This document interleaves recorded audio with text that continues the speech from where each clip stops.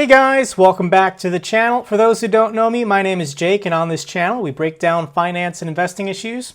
And in today's video, we got a good one because we're going to be talking about margin. What is margin? What is margin trading? What is a margin account? You might be buying and selling stocks right now and not know that you have a margin account. And right off the bat, I think the easiest way to explain this to you is to show you my brokerage account on Charles Schwab.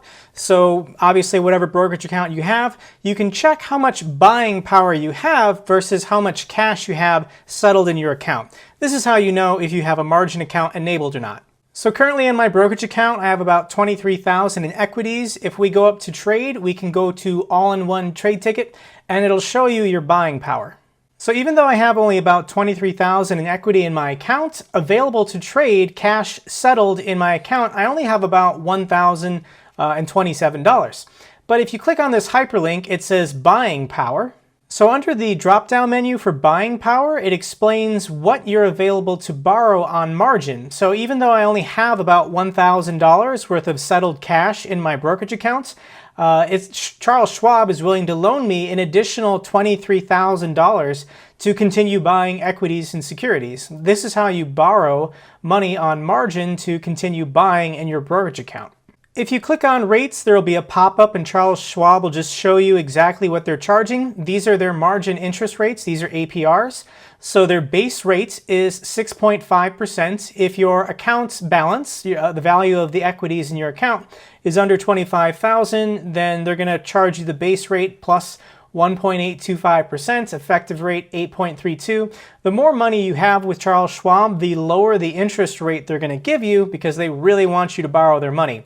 And I think it's even funny because it says for over $500,000, please call this number. Charles Schwab would like to talk to you.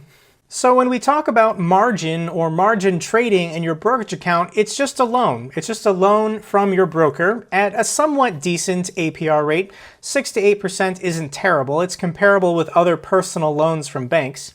And all the major banks will do this: Schwab, Fidelity, Vanguard, Robinhood, TD Ameritrade.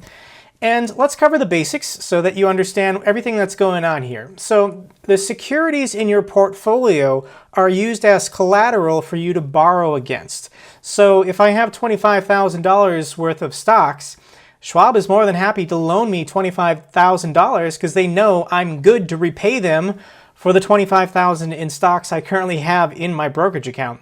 It's one for one, so they don't really feel like there's that much risk that they'll lose their money. And when people buy on margin, it's called leveraging your money because you're borrowing somebody else's money to make yourself more money. There's obviously a lot of risk and danger to this, but it does help people in certain positions. One of these would be you don't want to sell any of your current securities because you're trying to hold them for a year to get preferential long-term capital gains. So maybe you borrow just in the short term in order to hold all your current positions, but you found a good deal and you just need to buy a little bit more right now. Additionally, the loan that you take from your broker is automatically repaid when you sell these securities. So you can't exit a position and then say, oh, no, Schwab, I'll pay you back later. As soon as you sell, your account balance will reflect that as if you paid down whatever debt or loan you've taken from your broker. Additionally, the interest paid on that loan is paid whenever you make a sale of a security in which you used margin lending. And the interest isn't bad because you actually can deduct this against your taxes and your capital gains for the year.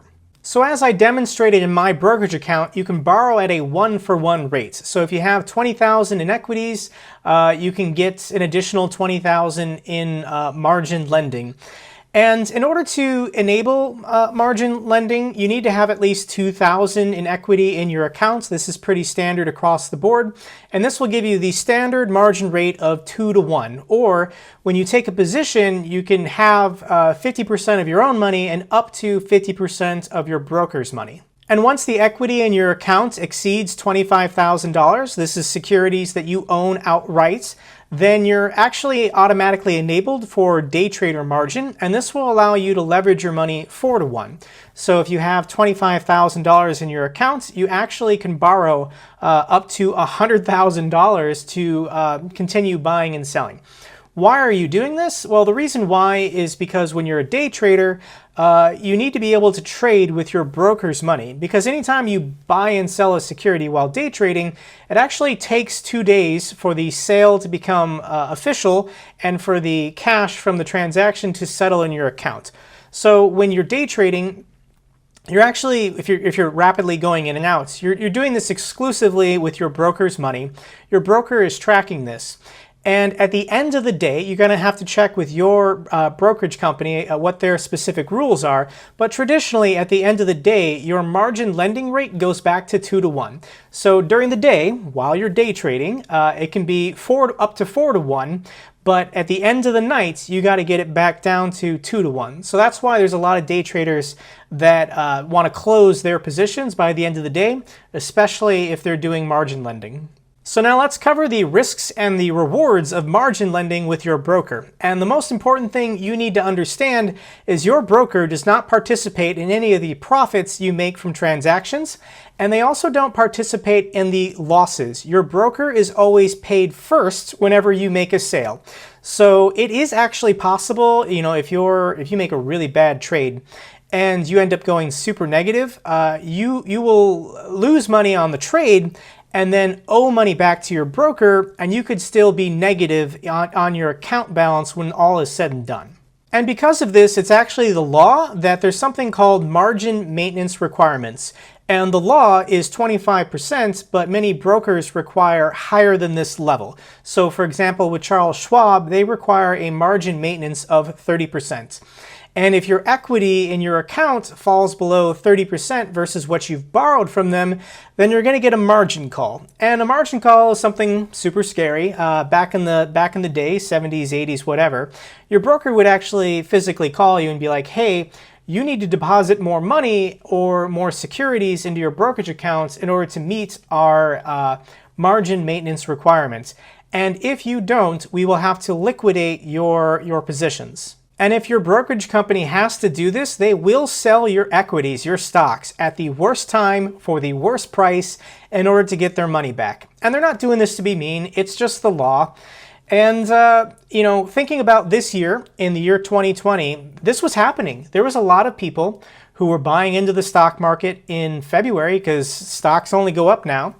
And they were over leveraged, and the stock market started tanking. And when this happens, the equity in their account, what's theirs versus what they borrowed, went down. If the stock market lost a third and somebody was margin borrowing at close to 50%, there was margin calls happening.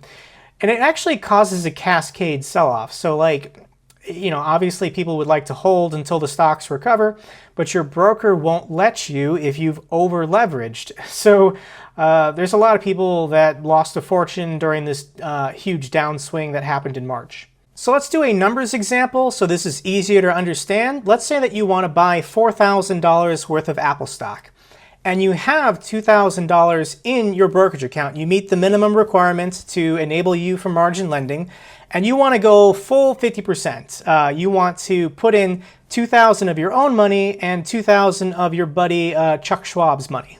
So your margin maintenance level would be at the max 50%, and 50% is what, for example, Schwab allows. So you're doing a 1-for-1. You're taking a $4,000 position in Apple, and $2,000 of that is yours, and $2,000 of that is Charles Schwab's. Now let's say you were right. The stock goes up 25%. That 1,000 increase, so it went from 4,000 to 5,000, that's a 25% gain. That gain is 100% yours. That's your money. It's your equity. So yes, Schwab is being paid back, is going to get paid back interest in addition to what they loaned you, but anything that the stock or sale earns, that's yours to keep. And this actually raises your margin maintenance level to 60%. So by having, there's $5,000 worth of equity, in your brokerage account, 3,000 of that is yours, 2,000 of that was borrowed.